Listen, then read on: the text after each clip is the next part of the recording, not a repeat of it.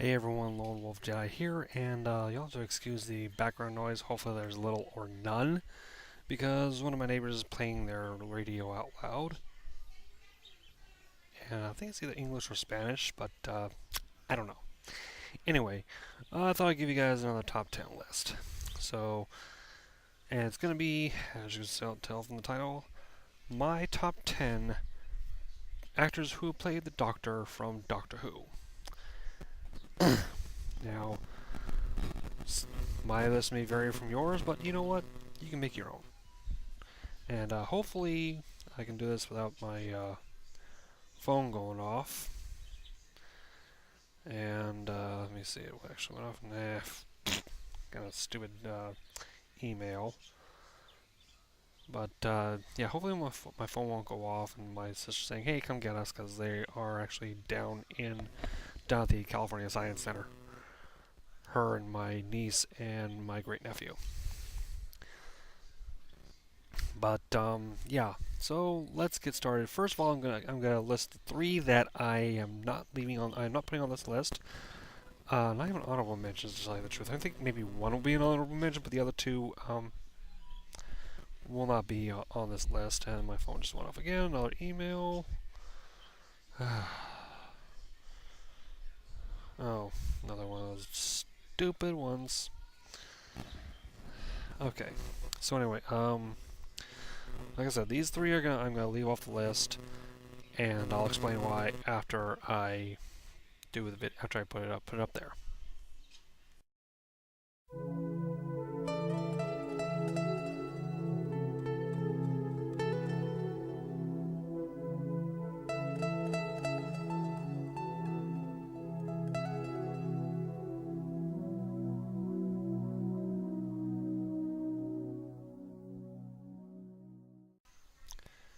Okay, first of all, I'm leaving off Peter Capaldi because he just barely started, and they're shooting the scenes with it. They're shooting the episodes, and it's gonna start like in autumn. So again, Peter Capaldi's out because I only saw his regeneration in the Time of the Doctor episode.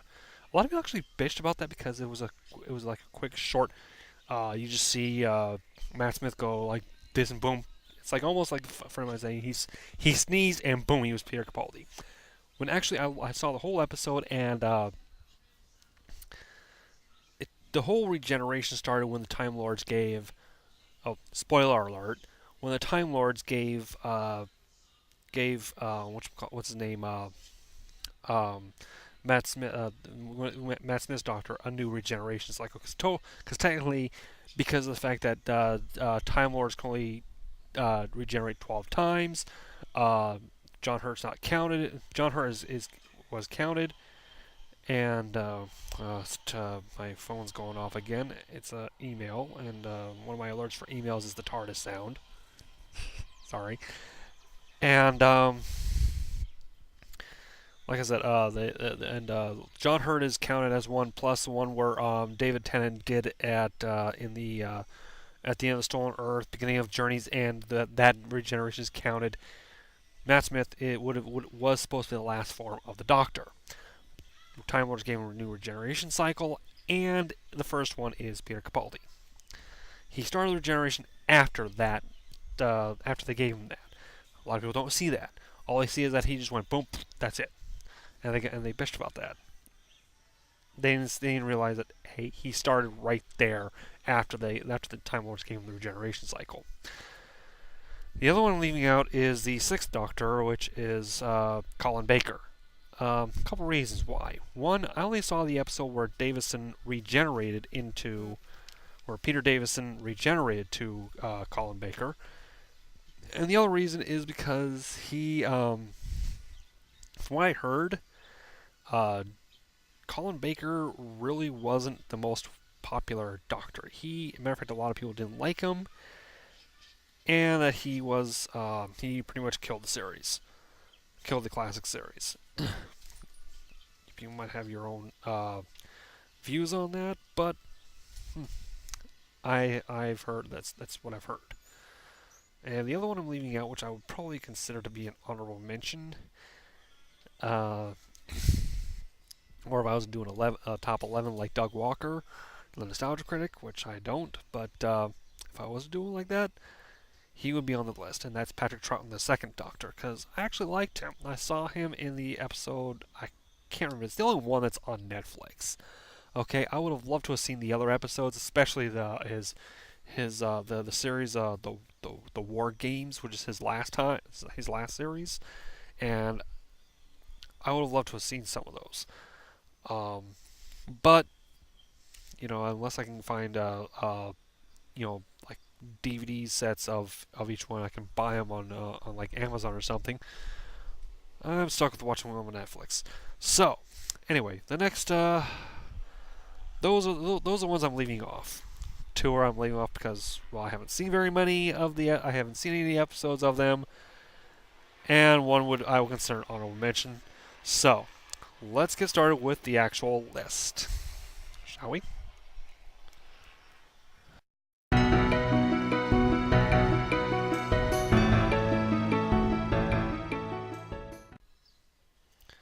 Number 10 is William Hartnell, the first Doctor. Um, I viewed him as the old guy having fun in his retirement years. When I've actually read it up, and he actually was in the first episode in An Unearthly Child Part 1. By the way, the classic episodes, they were separated into series of episodes with one main title, part whatever, part 2, part 3, part 4, whichever number. So when I say An Unearthly Child Part 1, uh, all those other stuff, that's what I mean. So anyway, but yeah, from what I read, his granddaughter Susan Foreman to the Foreman shipyard, which is where he stole the TARDIS. And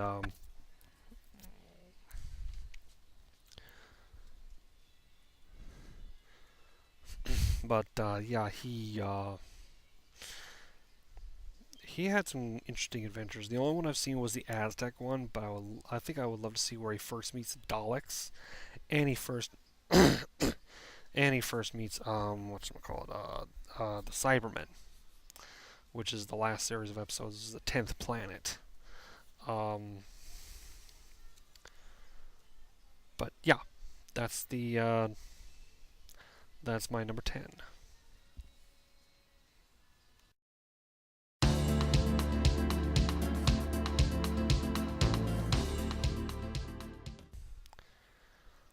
Number 9 is the 7th Doctor, Sylvester McCoy. He's the one where the series ended. I mean, he tried to keep the series going, but Colin Baker left a sour taste in people's mouths.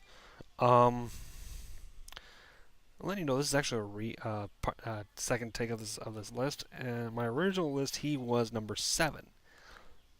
He dropped down a couple slots because I saw the Day of the Doctor 50th anniversary special, as well as the Doctor Who 1996 TV movie, which I will explain later on when I get to that Doctor. But like I said, McCoy, he was a guy who kind of rushed things.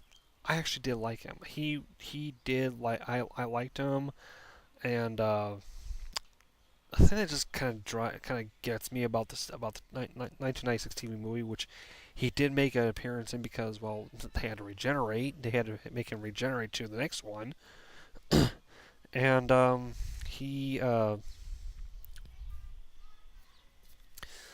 he said that he fought the Master on Skaro. Okay, if any Time Lords, especially the Doctor, ever appear on Skaro, the Daleks would exterminate him, or whichever Time Lord appeared. That didn't make any sense to me. That's one thing that kind of a glaring to me about the 1996 TV movie. It was good otherwise, but didn't like it. Didn't like that one bit, that one part there. So yeah, that's my number 9.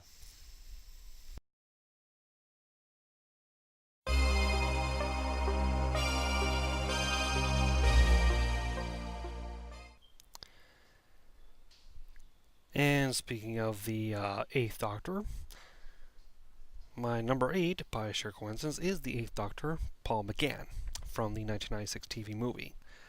Um, when he first starts out in the movie, he doesn't remember who he is, but as the movie progresses, he does gain his knowledge of who he is, and he ends up fighting the Master and getting the Master taken care of in the movie.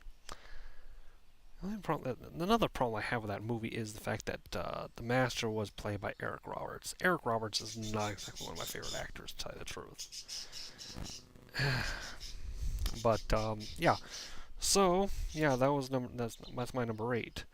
Um, the thing about the movie was it was supposed to be a backdoor pilot, and they were going to bring it over here to the States, but due to lack of promotion and American interest in the series, Fox never picked it up. So yeah, we were out without the series. Some of us American Whovians kind of got screwed. But yeah, that is number 8. I think that he probably could have made a good doctor if they would have greenlit the series. But who knows?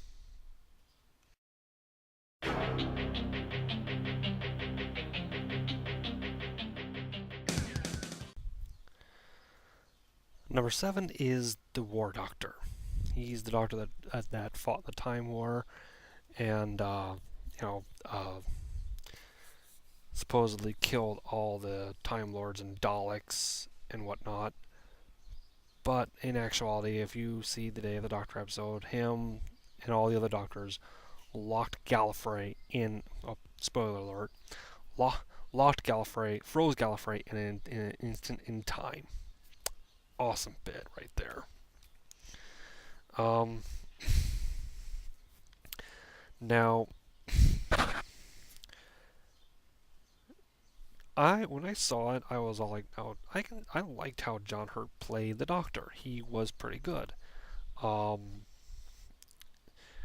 I was like how they made Paul McGann regenerate into John Hurt, which I thought was like nice. They did in a little mini episode called "The Night of the Doctor," and basically he goes to someone's ship. The Time War's raging. He materialized. The TARDIS materialized on someone's ship. He was going to save someone, and she says, TARDIS says no. He says, TARDIS, yes. And she tells him, you're a Time Lord, get off my ship. Ship crashes, she dies, he dies, he's brought back to life. The people brought him back to life told him we can give you a potion which will allow you to regenerate, and you can pick whatever kind of person you want to be. And he chooses to be a warrior. He chose to be a warrior, and that's when Paul McGann regenerated into uh, John Hurt. Towards the end of the Day of the Doctor episode, John Hurt realized that he won't remember what really happened. That he'll end up thinking that he destroyed everything. As he gets on his TARDIS, he regenerates to Christopher Eccleston, and you don't really see it as he's regenerating to Christopher Eccleston, but basically the War Doctor is the Doctor that takes place between that gap in between Paul McGann and Christopher Eccleston. So it's a good way of explaining things. And Stephen Moffat, whatever, however you pronounce his name, I think he did a great job. And a lot of people put him down because of all the characters he's killed off and whatnot. And I'm like, you know what? Killing off characters is what a lot of authors and TV producers do. Okay, if you don't like that, then just move on. But that's actually a different discussion for a different time. So let's move on to the next one.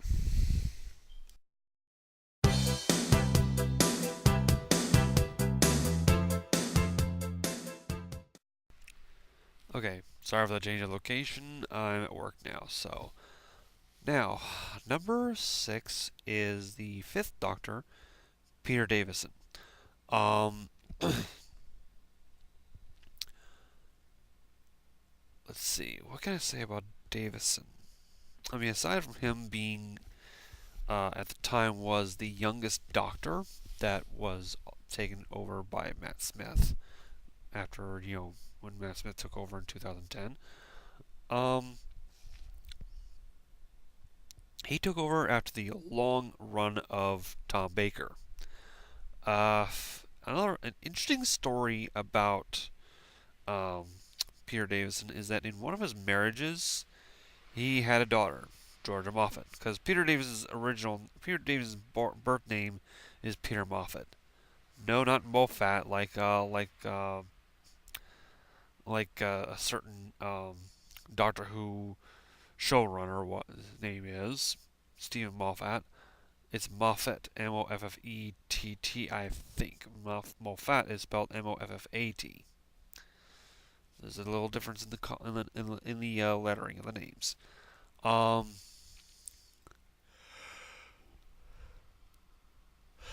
so anyway, uh,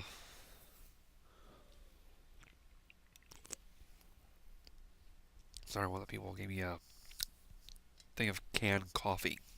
This is actually pretty good. Um, anyway, let's see who else. Let's see Moffat, Peter Moffat, but his daughter's name was Georgia. She later starred in an episode of Doctor Who entitled "The Doctor's Daughter," where she played Jenny. Thing is, she later dated and married that Doctor. So one of the later Doctors is related to an earlier Doctor as by law. I'll get to that when I get to that Doctor. I get that particular Doctor. But for now, yeah, number 6 is the Fifth Doctor, Peter Davison.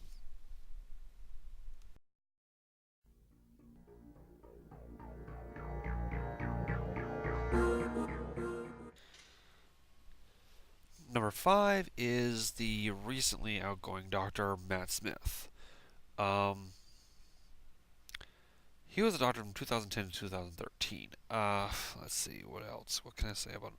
At first, he came off as kind of a dick to me because he wanted to induce a star whale into a coma. Because that's how he thought that he could save um, London, Starship UK. Um, but after a few episodes, he grew on me. Um, he became the youngest serving Doctor. He was also supposed to be the last form of the Doctor. According to Doctor Who lore, the Doctor can only regenerate 12 times for a total of 13 forms. Even though he is listed as the 11th Doctor, the War Doctor is not numbered but counted, and the time that David Tennant I think I mentioned this earlier, but I'm gonna repeat it. At the time, David Tennant, at the end of the Stolen Earth and beginning of um, uh, Journey's End, David Tennant used one of the regenerations to heal himself. He then transferred the the energy from the regeneration that changes him into his severed hand. So yeah, that was they counted that. However, in the episode "The Time of the Doctor," which is Smith's last episode, um, Clara pleaded with him that he was going to that plead with the Time Lords to to save him, and they granted him another regeneration cycle. So that then he regenerated into Peter Capaldi. Um, but yeah, I like I said, he started as a dick. Then he grew on me. Matt Smith, I think, is a pretty good doctor. Good enough to be my number five.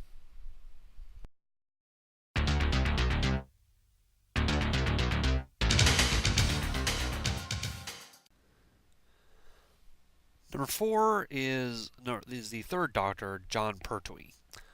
Um, he's the last of the Doctors that is no longer with us. He because Hartnell died in the 70s. I think it was 76, I believe. Or was it earlier than that? Can't remember exactly what year, but I'll look it up.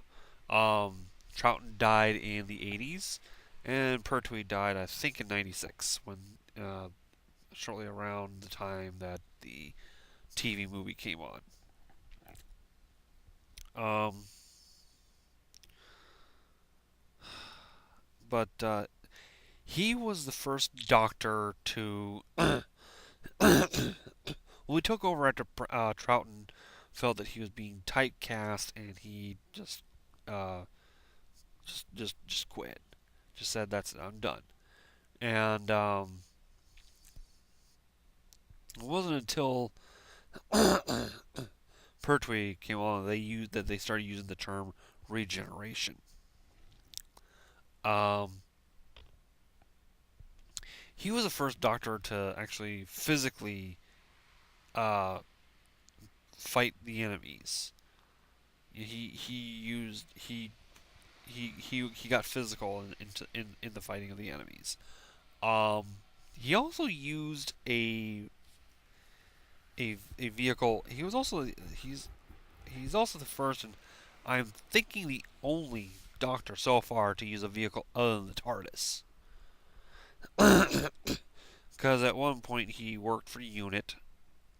At one point he was working for Unit, and um, Unit means United Nations Intelligence Task Force.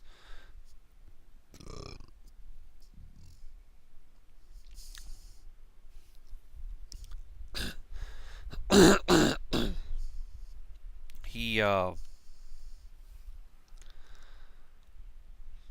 trying to think. He used an old I would like to call it a horseless carriage. Although the term, because the way it looks to me, it looks like the horseless carriage from Disneyland. It was yellow, and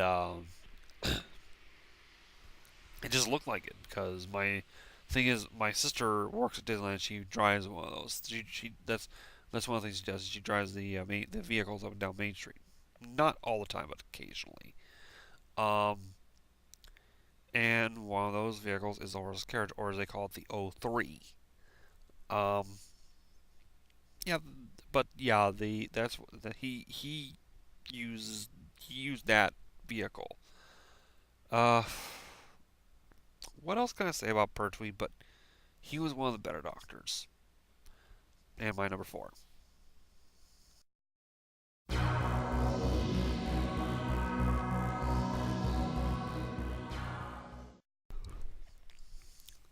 Number three is one that pretty much a lot of people like, David Tennant, the 10th Doctor.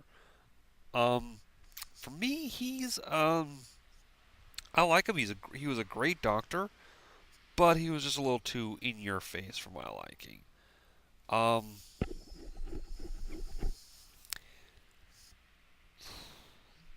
one kind of glaring distinguishing characteristic I see about David Tennant is that he always wore a nice suit with an overcoat, but he wore sneakers, or as you would call them, trainers.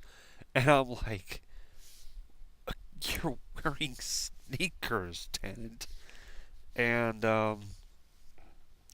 it was it wasn't loud. It was just glaring. It was like, hey, hey, here I am. Look, look, look, look. I'm here. I'm here. I'm here. Kind of thing. And the thing about David Tennant is that we originally meet quite a few things, quite a few characters. Like for instance, in the episode Blink, we first meet the Weeping Angels. In the episode, I don't know, but they go to a library. We we first meet River Song, played by Alex Kingston, and in the episode The Fires of Pompeii, we meet two people who later have major roles in the series. First off, there's this girl. There's this soothsayer girl that follows the Doctor and Donna through what they think is what they at the time they think is ancient Rome is actually Pompeii before it gets buried by Mount Vesuvius. And hold on.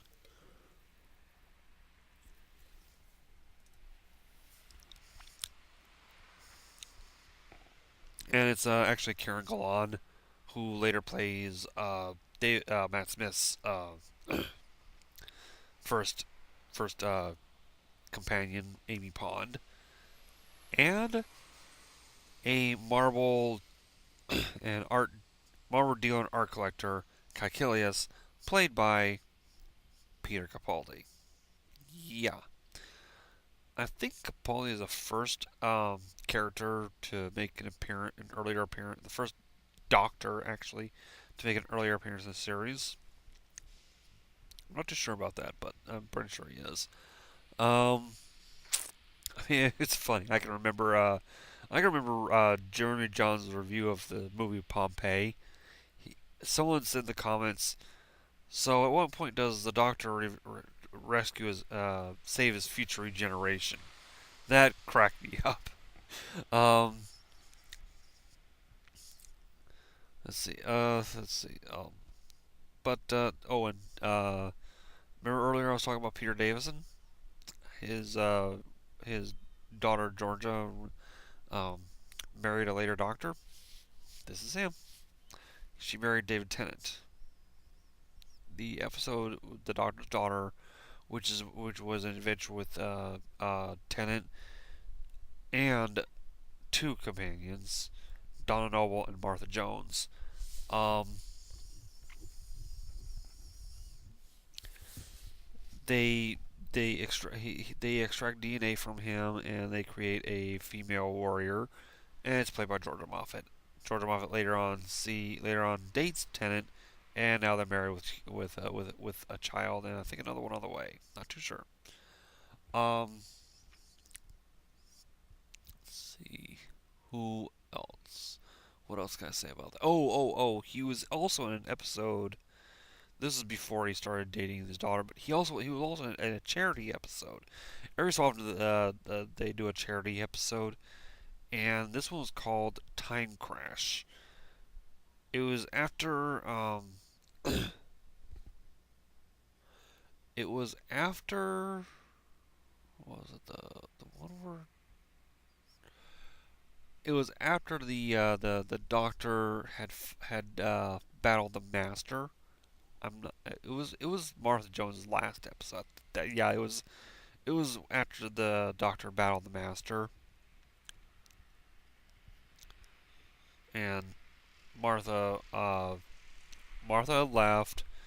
He was getting ready to take off for another adventure, and all of a sudden Peter Davison appears, and they're just having a little back and forth, talking to him. At first, Davison thought that he was a fan, and he was all like, "No, I'm you." Later on, and he says that he was always his favorite. That Davison was always his favorite, and it's actually true. Peter Davison is David Tennant's favorite Doctor. Um, and it's like I'm like, wow, it's like, and now you're related to your favorite Doctor. Um, and it was after that their time streams converged. Um, the Davison doctor after he left went told said don't forget to activate the time shield. He does, and that's when we see the start of the end of that and the start of the next episode, which was Voyage of the Damned. So yeah, that is probably David Tennant's my favorite my third favorite Doctor.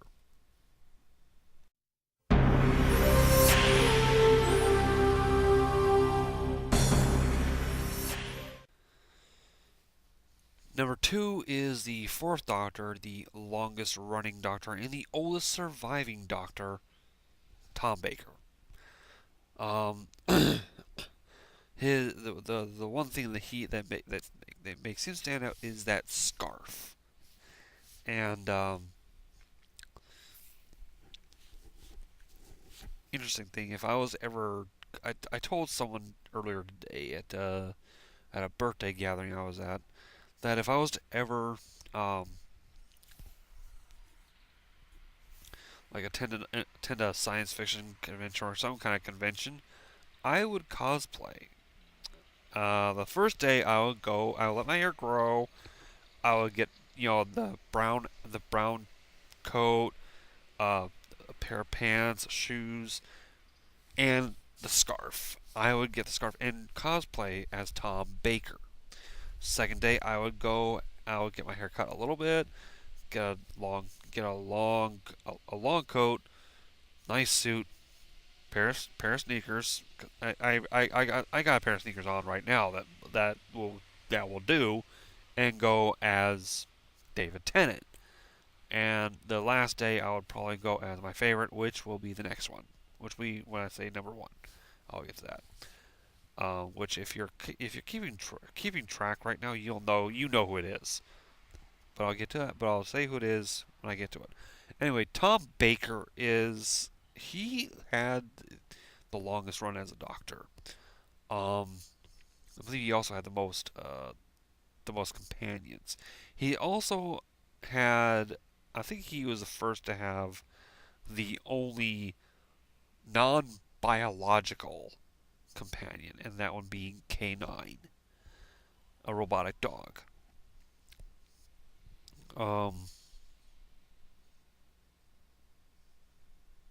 what else? Also, Tom Baker made an appearance in the 50th anniversary episode. He was the caretaker of the museum, or the under gallery of the museum, and it was right at the end. Uh, Tennant had both Tennant and John Hurt had both the War Doctor and 10th Doctor had already left. Clara said Clara asked if he wanted to be alone with the painting. He said, "Yeah, how to know?" Blah blah blah. And then she says, there's an old man looking for you. I think it was a curator." And Smith's all like, so he sits down and goes, "I could be a curator.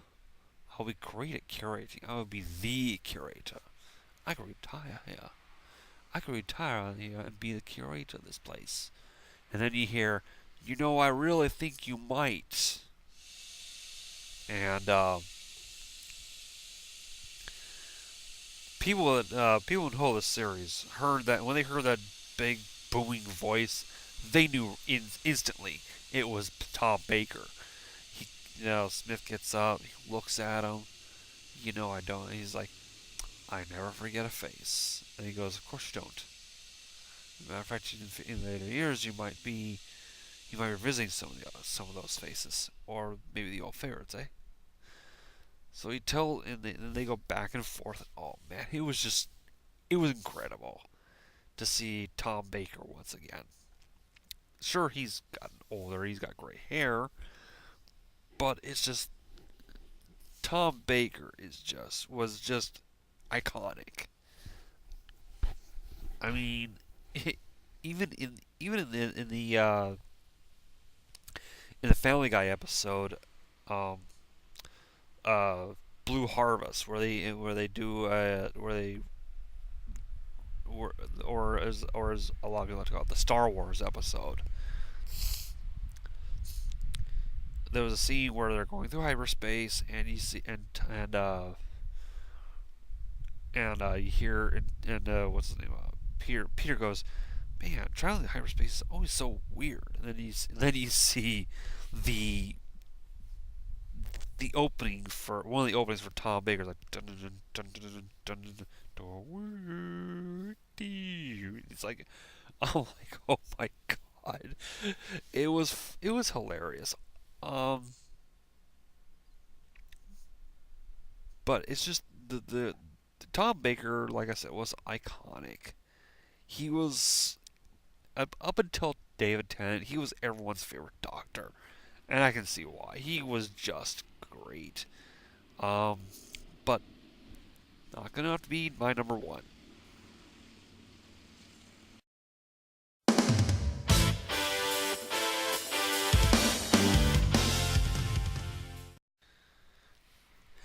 And speaking of number one, if you've been keeping track, you know that it's the Ninth Doctor, Christopher Eccleston. For me, he had the perfect combination of of wit, humor, action, drama, everything. He was the perfect package for me. He he was pretty athletic. He did pretty much a lot of shit, and um he was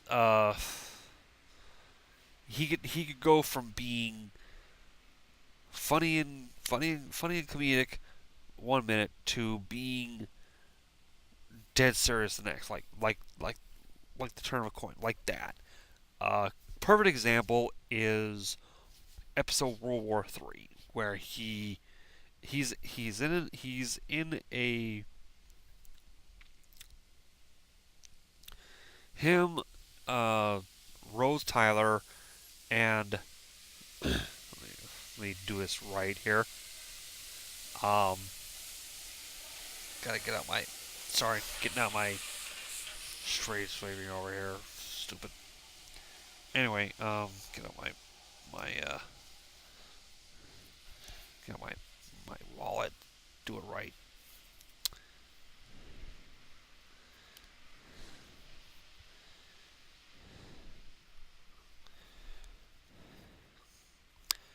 Harriet Jones, MP Flydale North.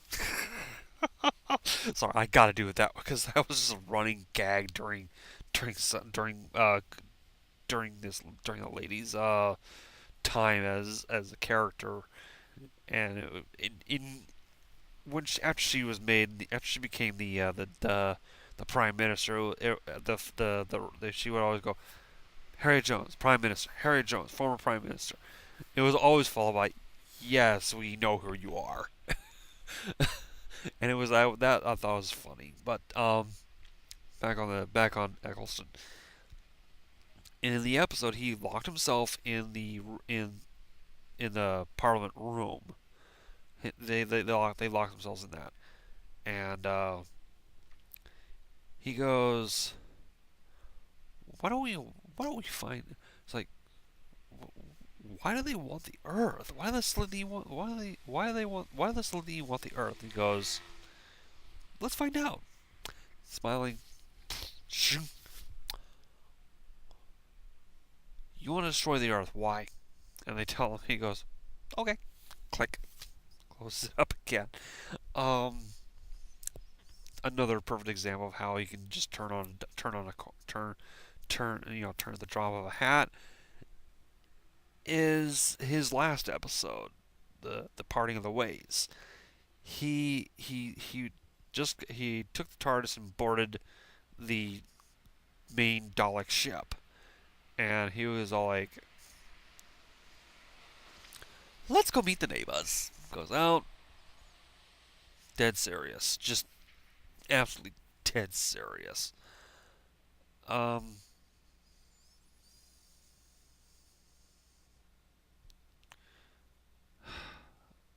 but one of if not my favorite time, my favorite bit of his, he was he had just helped it was the episode's entitled "The Doctor Dances." He had just told the this girl. God, I can't remember the name. I've seen the episode multiple times. Can't remember the girl's name. But he said that he figured it out that she was not, because she had said that her little brother Jamie. He figured out that Jamie was actually her son, and he was there. He had just helped it out. The nano Jesus caused, which had caused the trouble that was going on, had fixed themselves. And he goes, and he's sitting there going like this, holding his hands up like this. Rose goes, "Doctor, what are you doing?" He goes, "Software patch. Gonna email the upgrade. You want moves, Rose? I'll show you moves." Just shows them, just puts them all to the people that are still, with the gas mask fused into their head, fuses their heads, and saying "mummy," "Are you my mummy?" and stuff like that. Then he goes, "Everybody lives, Rose. Just this once.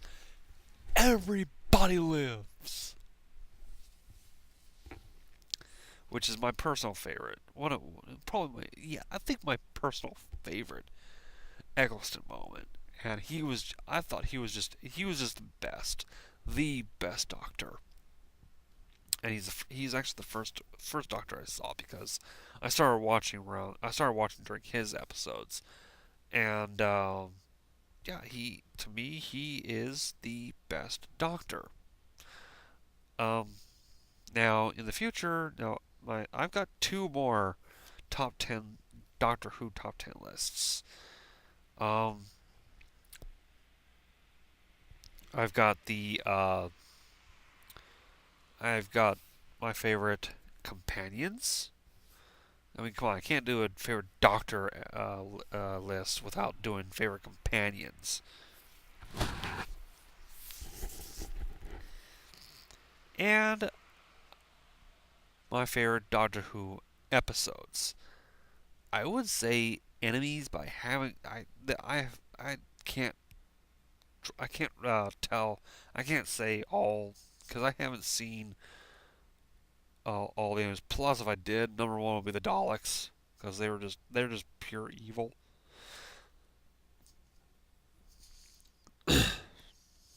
And I'm gonna that's but like I said, I'm gonna do companions and episodes. Which, if you've just heard me, I just pretty much gave away a number one. Eek.